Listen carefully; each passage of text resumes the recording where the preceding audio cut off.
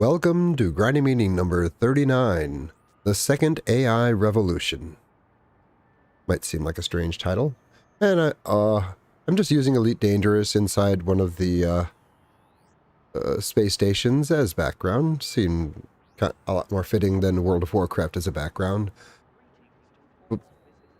Oh, I have a thing I didn't mute. Guess that saves me the audio check later. Yeah, second AI revolution, which might beg the question, well, then what was the first? Well, that's what I'm going to be talking about mostly. So, for the second, if some point in the future we develop, and this has been a topic lately, we have these chatbots that can draw upon virtually every interaction that's ever occurred on the internet and accurately predict what the most normal or the most human response would be just based on sheer numbers, and it can be very convincing. I'm jumping all over, but like the second AI, if we ever have AI that gets to the point that it revolts against us, it would be, like Terminator, Skynet, or The Matrix, or even 2001's HAL 9000. But that would be the second AI revolution. To understand the first AI revolution, you have to realize we are the first AI revolution.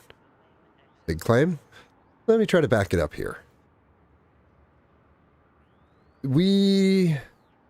Our conscious self-awareness is a product of evolution, obviously. And there's a good book and a really cool scientist, psychologist. Not sure if he's actually a psychologist. Should know. But it was called The Social Leap. And there was a point 150,000 years ago where nature just kept selecting for essentially higher cognitive ability. This is where, we lost our hair, our claws, our teeth altered, we still have the, the canines, but where, like, evolution will choose isn't even the right word. The traits that are best fitted to whatever situation the population finds themselves in will become more common as those who possess them have a slightly better chance than everyone else of producing offspring. And it's pretty basic evolution stuff. But at some point with humans, the ability, the social aspect kept giving returns over a long period of time. Better than anything else on offer. That's why so many things are more or less vestigial, like the things that we didn't need so much anymore because we were able to work together so well. And if you look at other primates, like chimpanzees, for example, they can seem to work together. They can seem to hunt together. They seem to have fairly, complex social systems, especially compared to other animals. But they can't work together in ways that it would almost seem like they should. Like, if two people are trying to move two people want something moved. Like in humans, it'd be like, okay, you get that end, I'll get this end, we'll pick it up and carry it. This is not something anything else on the planet really does. It seems really, really simple, but just that one thing of being able to understand what needs to be done and work cooperatively towards a goal has immense power, especially the better you can coordinate your activities. And this just kept being selected for because as we lean more and more into it, the more we got out of it. And it's pretty rare to see the same thing essentially selected for like 100,000 years. But a lot of the competition for basically who gets to breed was now occurring in what I typically refer to as social reality. So greater cognitive ability, basically the better adapted you are to, whatever social hierarchies you're in, was also being selected for. And as we kept evolution, in an evolutionary sense, we kept leaning. We were leaned into. Our genes, the genes that did these things, kept getting selected for. Then our cognitive ability increased. At some point, we developed a sense of self. We could call it self-awareness. Essentially, we evolved our, today, our self-aware, conscious awareness developed so that we can be the avatar of our genes. And most behaviors people engage in, those not conditioned by social environments, are about our genes. And there's a lot with, even, self-sacrifice and altruism, because when we were in these hunter-gatherer groups, sacrificing yourself to save other people may seem like a genetic dead end, but it's about the genes. It's about, the people you saved have a lot of the same genes you do. And as the avatar of there's not a good word, interest, desire, not good words. We'll just say in service to the genes. Our behaviors are influenced by an unconscious desire to see our genes do well, whether those genes are actually in our body or in the bodies of the people around us.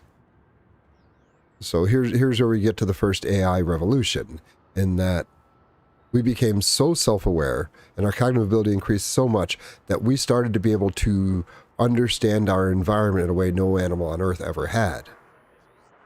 We developed science and technology and microscopes and telescopes and all kinds of ways of looking at things big and small. And not that awful long ago, in, evolutionary timeline, we discovered our masters. We discovered the genes that essentially dictate a vast majority of our behavior.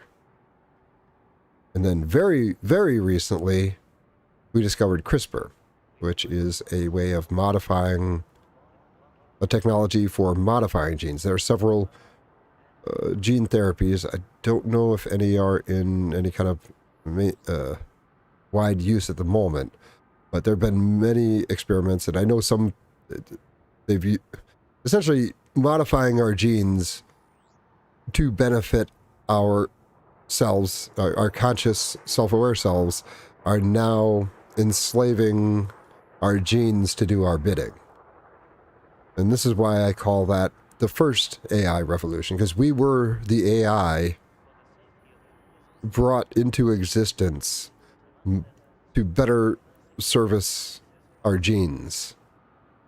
And we're currently in the process of turning on our genes. The term designer babies.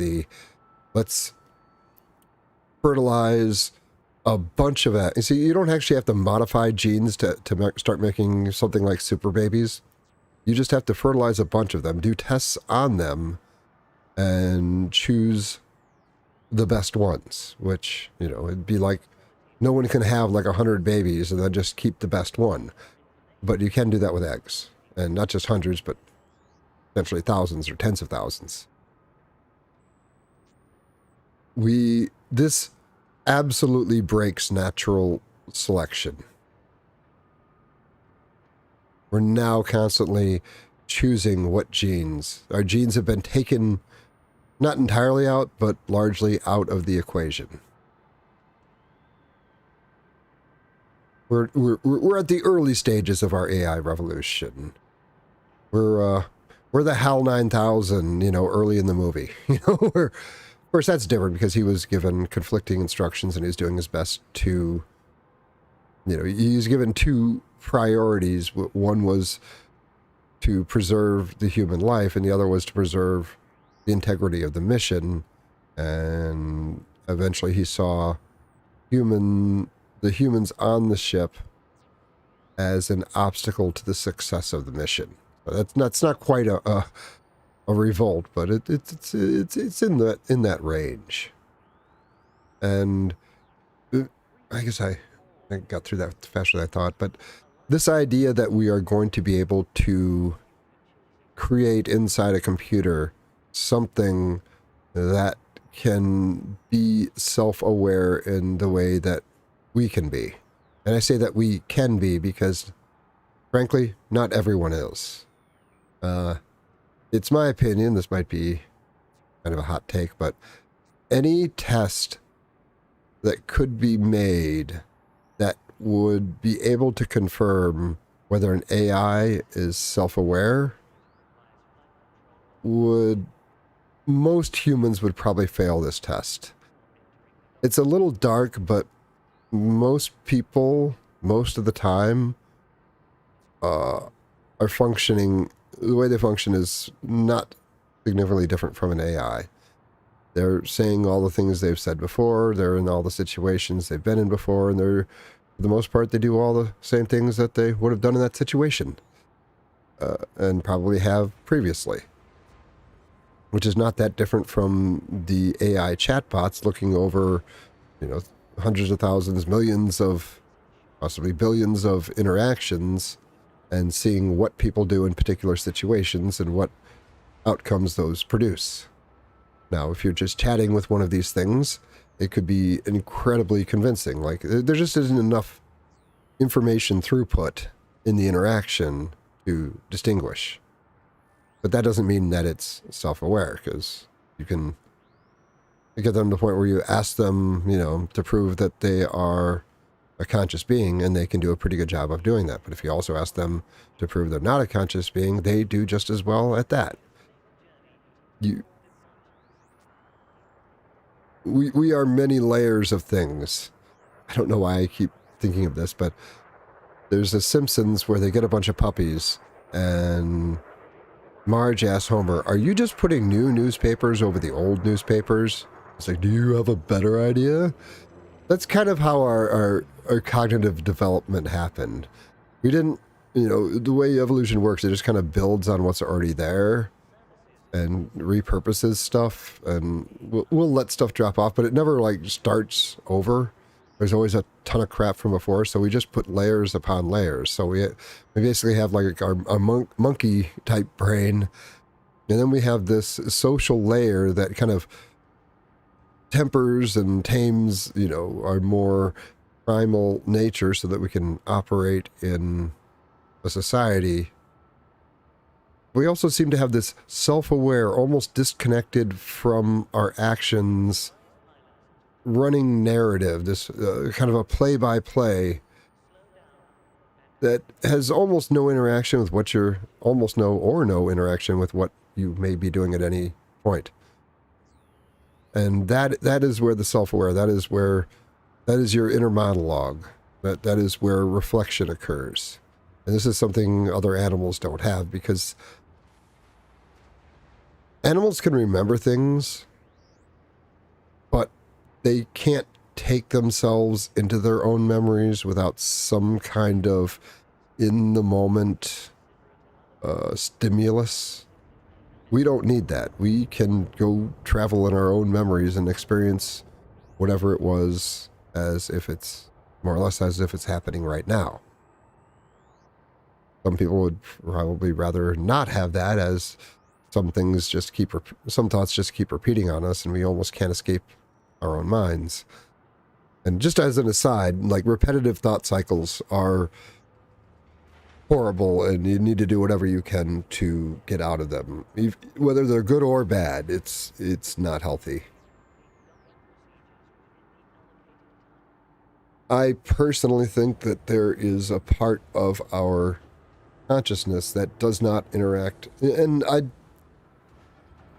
and I'll put a link in the description, but in my main, if you go to my channel and it autoplays a video, it's my free will solved in 5 minutes, which I just really crunched it down to give my interpretation of where I think the closest thing we have to free will hides. Ironically, it hides in the illusion of free will.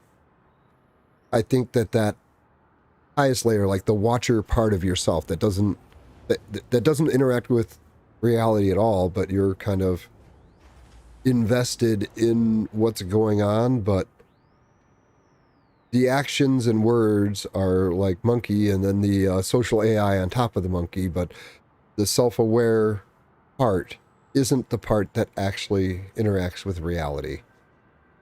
And, you know, like everything else, there's no hard boundaries. There's fuzzy boundaries between all of these things. But that highest level, the self-aware, the narrative generating side, I believe that if it in this area is where you can make substantive self-directed change, whereas the primal part of yourself, and even, you know, the more sophisticated, I keep calling it AI, but not a really good name for it, those will just react to your environment, and they will adapt. And like learning a skill, they will adapt to your environment, but substantive change can only come from that top level. And I think we basically lose it over time. It seems to run parallel to the loss of neural elasticity, which is, well, it's kind of like what I said, you know, the ability to make self-directed substantive change, to be able to reflect. And it's kind of the whole, don't trust anyone over 30 because you've lost most, if not, you know, almost all of your neuroplasticity. Sorry, I keep saying elasticity, but neuroplasticity by the time you're 30.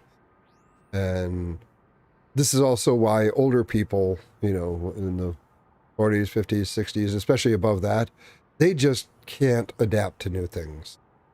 And it's not so much that they don't want to, it's that they just no longer have the capacity to make big changes to the way they conceptualize things. Whereas children, they are just a sponge. They're a sponge because they're so malleable, because their neuroplasticity it's so in flux. I mean, they can learn new languages, adapt to new environments. Like, kids are freaking amazing. But as you get older, that gets rougher. I like to count myself among a very small number of people closing in on 50 who have retained a lot, but that's because I keep learning new things, and like the streams. Like, this is 39. Oh, funny how I got the that's my ship down there in Docking Bay 39. Kind of funny that it worked out. Oh, and I'm going to be doing a stream on synchronicity at some point in the future, but I don't want to be derailed. You need to keep the kind of things that you face when you're a kid. You forget how, I don't almost want to say traumatic, your new experiences are. You're just overwhelmed by them. And that kind of overwhelming nature of your experience, and, you know, some insecurity, you know, feeling dumb, and just that environment, as long as it's not excessively oppressive, is where you need an outside force to pressure you into the change you need. And some people need more than others, but as you get to be an adult, your tolerance for that goes down. You know, let's go back to The Simpsons, where I remember Marge one time referenced, you know, I just want to find that happy little rut and sit in it and ride it out to the end, or something to that degree, which is kind of what people want to do. It's like, I want to get to a point where things are just easy and not hard and not stressful. And in a sense, you're wishing for death. I know this is a little extreme, but like, get into, you know, get a little philosophical here. You basically have two options. You have suffering or non-existence. And it sounds awful, but suffering is kind of a wide, like it can mean struggle. It can mean, you know, Suffer is to endure, to tolerate, in an older sense of the word. So putting yourself into situations like, I don't know, if you're an awkward speaker and like, and terrified of public speaking, doing, 50 live streams where you're speaking off the cuff about things you haven't really talked about before. It's an environment for growth, at least for me. So I like to think I've retained a lot of my neuroplasticity. And I think I will, as long as if this gets too easy, I'll have to find something more difficult. But luckily, they still kind of terrify me to do. Well, I guess I didn't have as much to go through as I thought. I am going to go ahead and call the stream. And then I'm going to go out and mine some asteroids. I suppose I can go in and...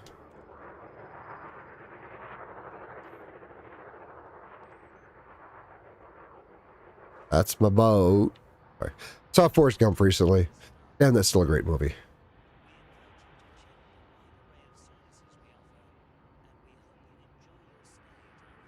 Oh, I am the expert layman. You all have a great day.